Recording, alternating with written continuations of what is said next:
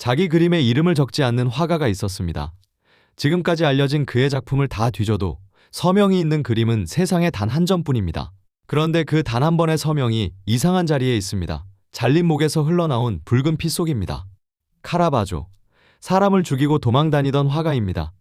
그가 지중해의 섬 몰타에 남긴 그림, 세례자 요한의 참수죠. 왜 하필 피에 이름을 적었을까요? 그 답을 따라가면 화폭보다 더 잔인한 장면이 하나 나옵니다. 그림 속이 아니라 이 그림 앞에서 실제로 벌어진 일입니다. 그림은 몰타 발레타, 성 요한 대성당에 딸린 기도실 오라토리오에 걸려 있습니다. 세로 3m 70, 가로 5m 20, 카라바조가 그린 가장 큰 그림이고 1608년에 바로 이 방을 위해 그려졌습니다. 이야기는 2년 전 로마에서 시작합니다. 1606년, 카라바조는 싸움 끝에 사람을 죽였습니다. 판결은 참수형이었습니다. 그를 알아보는 사람은 누구든 그 자리에서 목을 베어도 죄가 되지 않았거든요. 어디에도 안전한 땅이 없어진 겁니다. 그 남자가 지금 목이 잘리는 그림을 그리고 있습니다. 자기가 선고받은 바로 그 형벌을 가로 5m 화폭에 옮기고 있는 거죠. 왜 몰타였을까요?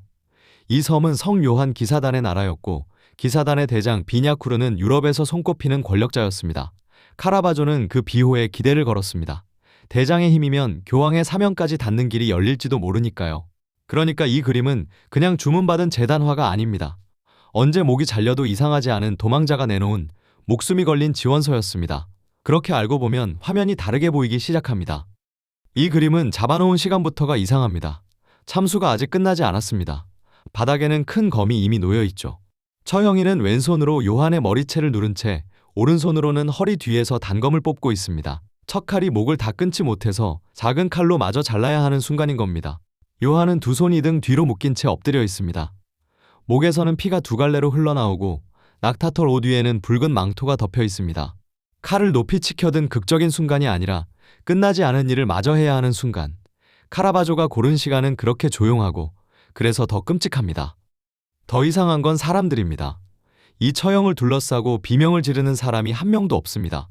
처형인 옆에 남자는 허리에 큰 열쇠 꾸러미를 차고 있습니다. 감옥의 간수입니다.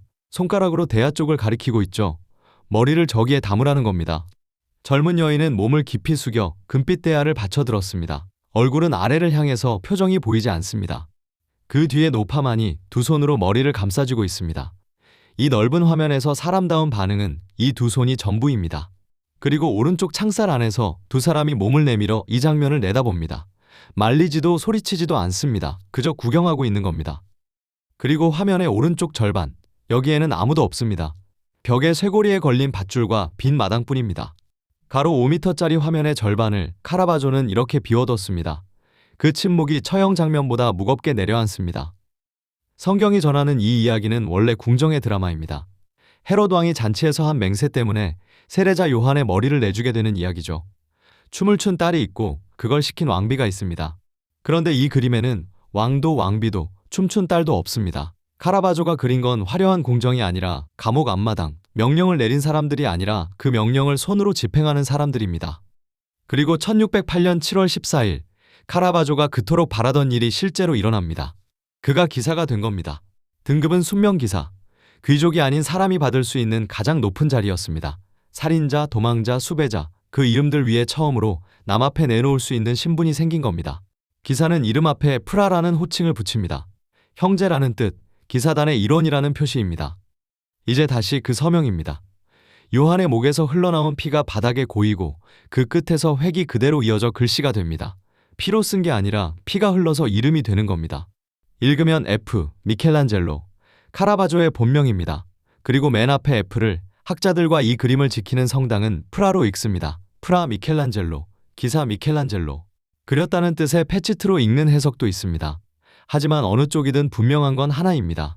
이름을 숨기고 도망다니던 남자가 처음으로 가장 큰 그림에 지워지지 않을 자리에 이름을 적었다는 것. 그런데 이 남자는 새 신분을 5달도 지키지 못합니다. 8월, 기사들끼리의 난투에 휘말립니다. 오르간 연주자의 집 문이 부서졌고 지위 높은 기사 하나가 크게 다쳤습니다. 9월, 카라바조는 바다 위의 요새성 안젤로에 갇힙니다. 그리고 10월 초 어느 밤, 성벽을 타고 내려가 몰래 섬을 빠져나갑니다. 시칠리아로 다시 도망자가 된 겁니다. 기사단의 규율에서 용서받지 못한 것은 난투가 아니었습니다. 허가 없이 몰타를 떠났다는 것. 그게 진짜 죄목이었습니다. 12월 1일, 기사단 총회가 소집됩니다. 모인 장소가 성요한 대성당의 오라토리오, 그의 그림이 걸려있는 바로 그 방이었습니다. 총회 자리에는 그의 후원자들도 앉아 있었습니다. 그리고 그림 앞에서 만장일치로 결정이 내려집니다. 기사 자격 박탈. 선고문에는 라틴어로 이렇게 적혔습니다.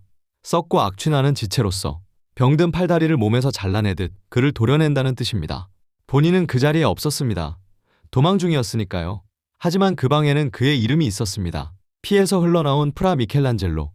처음 얻은 신분을 적은 그림 앞에서 그 신분이 지워진 겁니다. 이 서명에는 뒷이야기가 하나 더 있습니다. 서명이 지금처럼 또렷이 보이게 된 것은 1950년대 복원 작업 때부터입니다. 그리고 1991년에는 이 그림을 훔치려는 시도까지 있었습니다. 하필 그때 상한 자리가 서명 부위여서 지금 우리가 보는 글씨에는 복원가의 손길이 함께 남아 있습니다. 400년이 지난 지금도 그림은 그때 그 방 그 자리에 걸려 있습니다. 이름을 숨겨야 살 수 있던 남자가 딱 한 번 이름을 적었습니다. 처음으로 떳떳해진 순간이었고 그 떳떳함은 5달을 가지 못했습니다. 그래서 이 그림 앞에 서면 참수당하는 성인 곁으로 한 사람이 더 보입니다. 피 속에 이름을 남기고 그 이름 앞에서 지워진 화가 세례자 요한의 참수가 품고 있는 또 하나의 처형입니다. 여러분에게는 이 서명이 무엇으로 읽히시나요? 새 신분의 자랑이었을까요? 아니면 다른 무엇이었을까요? 생각을 댓글로 들려주시고 또 다른 명화의 비밀이 궁금하시다면 구독과 좋아요 그리고 댓글로 함께 해주세요.